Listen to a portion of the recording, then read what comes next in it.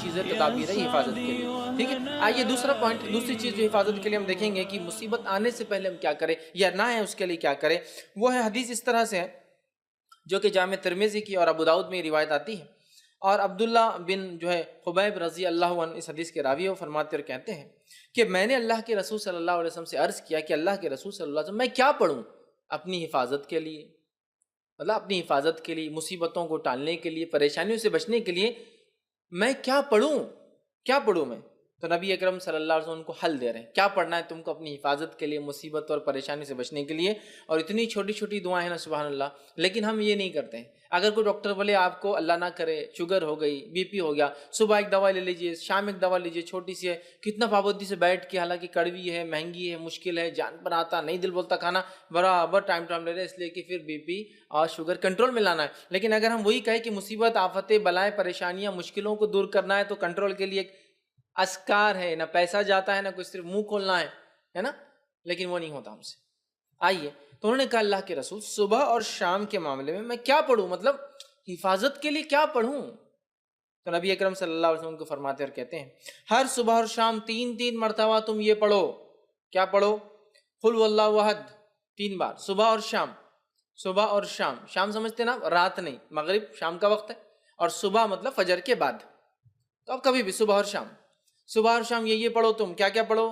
3 مرتبہ قل هو اللہ احد پڑھو، پھر فرمایا 3 مرتبہ قل اعوذ برب الفلق پڑھو، پھر فرمایا 3 مرتبہ قل اعوذ برب الناس پڑھو۔ سورہ قل مطلب تینوں سورے ایک ساتھ آتے ہیں قرآن میں، 112 نمبر کا سورہ، 113 نمبر کا سورہ، 114 نمبر کا سورہ، ان 3 صورتوں کو آپ صلی اللہ علیہ وسلم فرما کر ان 3 صورتوں کو تم پڑھیں تو آپ کو ہر وقت پریشانی والی چیز سے اللہ تعالیٰ بچانے کے لیے کافی ہو جائے گا۔ وہ پوچھ رہے ہیں میں کیا کروں، مصیبت پریشانی آفت کوئی آ جائے تو آپ صلی اللہ علیہ وسلم سلوشن پیش کریں۔ سلوشن یہ کہ صبح اور شام 3 مرتبہ سورہ اخلاص، سورہ فلق، سورہ ناس پڑھا کرو، یہ تمہارے لیے کافی ہو جائیں گا، مصیبتوں کے لیے، پریشانیوں کے لیے، مشکلوں کے لیے کافی ہو جائیں گا۔ اور اس کے تعلق سے یاد رکھیے ہم اتنی لاپرواہی برتتے ہیں، حالانکہ کتنے چھوٹے سورے ہیں، کتنے عام ہیں، تقریباً سب کو یاد ہوتے ہیں، لیکن یہ ہم سے نہیں ہوتا ہے، یہ نہیں ہوتا۔ ہاں کوئی مصیبت آ گئی اور کوئی کہے ایک ٹانگ پہ کھڑے رہ کر 11 بار سورہ یاسین پر برابر کر رہے ہیں، آدھی رات کو چھت پہ جا کر ایک ٹانگ پہ کھڑے رہ کے سورہ یاسین 11 بار پڑھو،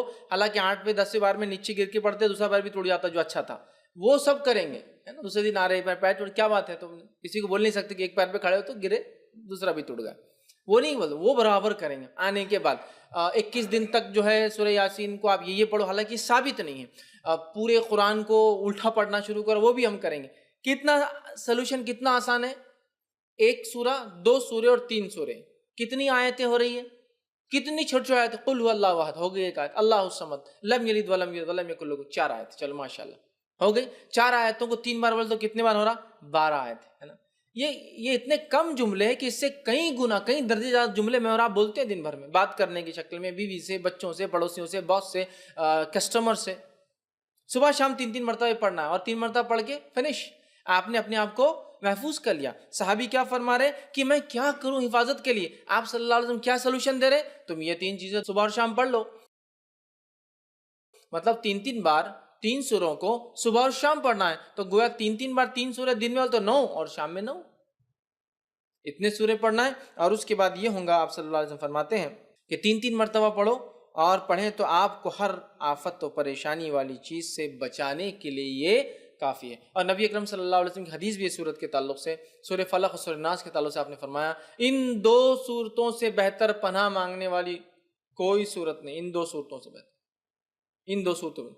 آپ صلی اللہ علیہ وسلم بیمار ہوئے، خود پڑھتے تھے سورہ فلق سورہ ناس، بخار آیا جو آپ کا آخر مرض تھا، خود نہ پڑھ سکے تو کیا کہا اپنی زوجہ محترمہ سے، عائشہ رضی اللہ عنہا سے، تم پڑھ کے دم کرو، ٹھیک ہے۔ نبی اکرم صلی اللہ علیہ وسلم پہلے کچھ دعائیں پڑھا کرتے تھے، حسن اور حسین کو نظر نہ لگے، بول نظر بد، جب سورہ فلق سورہ ناس آئی صحابہ بولتے وہ آپ نے دعائیں چھوڑ کے سورہ فلق سورہ ناس پڑھ کے دم کرنا شروع کر دیا، تو بخار آیا، بیمار ہوئے تو آپ نے یہ پڑھا، بچوں کو نظر نہ لگے تو آپ نے یہ صورتیں پڑھی، آندھی اور طوفان آتی تب بھی آپ یہ 2 صورتیں پڑھتے، آندھی اور طوفان آ گئی سفر میں، قل اعوذ برب الفلق اور قل اعوذ برب الناس آپ تلاوت کرتے آندھی اور طوفان سے۔ جادو ہوا تو جادو کا علاج اسی سے کیا گیا، سورہ فلق اور سورہ ناس، کتنی عظیم صورتیں ہیں، کتنی اہم صورتیں ہیں، لیکن معوذتین انہیں کہا جاتا ہے.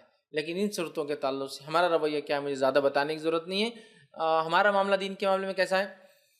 سب کچھ دنیاوی کرنے کے بعد پھر دیکھیں گے اسلامک سلوشن کیا ہے.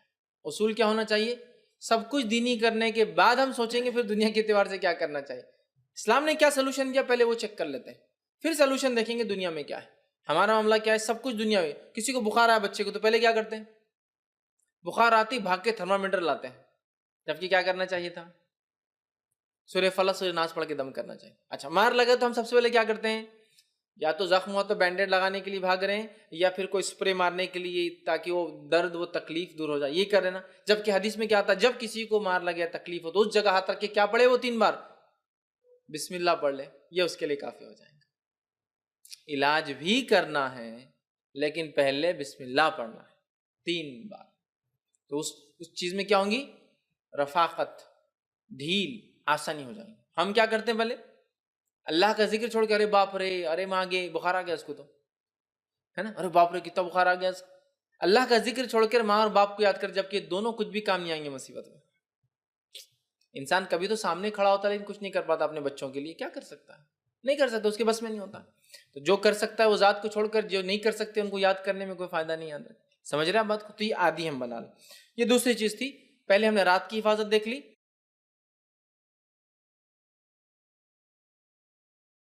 اب ہم نے کیا حفاظت دیکھی؟ صبح اور شام کی حفاظت دیکھ لی.